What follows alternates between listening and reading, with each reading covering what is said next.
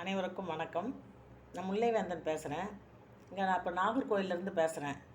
இப்போ நான் இருக்கிற இடத்துல ஒரு பிரச்சனை நடக்குது. என்னென்னா, ஒரு பொண்ணு அவங்க கணவர் இறந்துடுறாங்க. அவங்க கூட அவங்க அப்பா அம்மா இருக்காங்க, பொண்ணோட அப்பா அம்மா.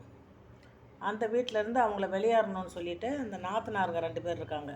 ஒருத்தவங்க பிடிஓ இதில் நாகர்கோயிலில், ஒருத்தவங்க வந்து கோஆப்ரேட்டிவ் பேங்க்கில் ஒர்க் பண்ணுறவங்க. இவங்க 2 பேரும் சேர்ந்து பிரச்சனை பண்ணிகிட்டே இருக்காங்க. அதனால் இப்போ அந்த பொண்ணு என்ன பண்ணுறாங்க, இப்போ இதில் கோர்ட்டில் போய் அதுக்கு ஒரு ஆர்டர் கொடுத்து இப்போ கம்ப்ளைண்ட் பண்ணி, அது மாதிரி நாங்கள் இருக்கும்போது எங்கள் போர்ஷனில் வீடு இருக்குது, அதனால் இப்போ வந்து அவங்க உள்ளே நுழைய முடியாது, அவங்களுக்கு வேணும்னா கோர்ட்டில் போட்டு அவங்க என்ன வேணுமோ அதை எடுத்துக்கிட்டோம் அப்படின்ற மாதிரி கோர்ட்டுக்கு போகிறாங்க. இவங்க அதுக்குள்ளே போலீஸ் ஸ்டேஷனில் போய் இவங்களோட இன்ஃப்ளூயன்ஸை வச்சு அந்த பிடிஓ போலீஸ் ஸ்டேஷனில் போலீஸ் இன்ஸ்பெக்டருக்கு ஏற்றாப்புலையே நாங்கள் இப்பயே உள்ளே நுழைவோம், எல்லாம் அடித்து பூட்டை உடச்சி எடுத்துகிட்டு நாங்கள் உள்ளே நுழைவோம், யார் என்ன பண்ணுறீங்களோ பார்க்கலாம் அப்படின்னு சொல்லிட்டு போலீஸ் எதிர்க்கே பேசுகிறாங்க.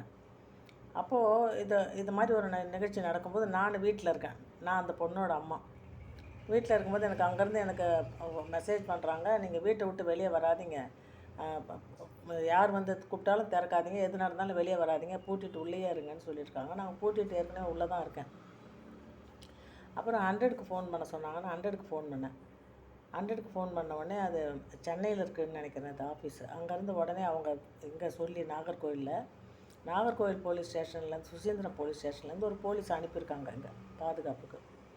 அவங்க வெளியே நிற்கிறேன்னு சொல்லிட்டு எனக்கு வந்து இப்போ ஒரு ஃபோன் பண்ணி சொன்னாங்க, நீங்கள் எங்கேம்மா இருக்கீங்க? நான் வீட்டுக்குள்ளே தான் சார் இருக்கேன் அப்படின்னோடனே, நாங்கள் இப்போ இந்த வெளியே தான்மா நான் நிற்கிறேன், ஒன்றும் பயந்துக்காதீங்க அப்படின்னு சொல்லிட்டு சொன்னார் ஃபோன் பண்ணி. போலீஸ்காரை பார்க்கல, ஆனால் அவர் ஃபோன் பண்ணி எனக்கு சொன்னார். இன்னும் நான் வெளியே போகல, எங்கள் பொண்ணும் எங்கள் வீட்டுக்காரும் வெளியே போயிருக்காங்க, போலீஸ் ஸ்டேஷனுக்கும் வக்கீல் ஆஃபீஸ்க்கும் போனவங்க இன்னும் வரல வீட்டுக்கு.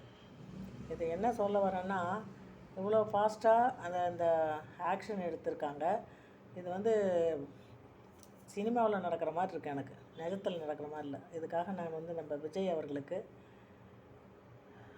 நன்றி தெரிவிச்சுக்கிறேன். இது எவ்வளோ பெரிய உதவின்னு அதை அனுபவிக்கிறவங்களுக்கு தான் தெரியும். நன்றி.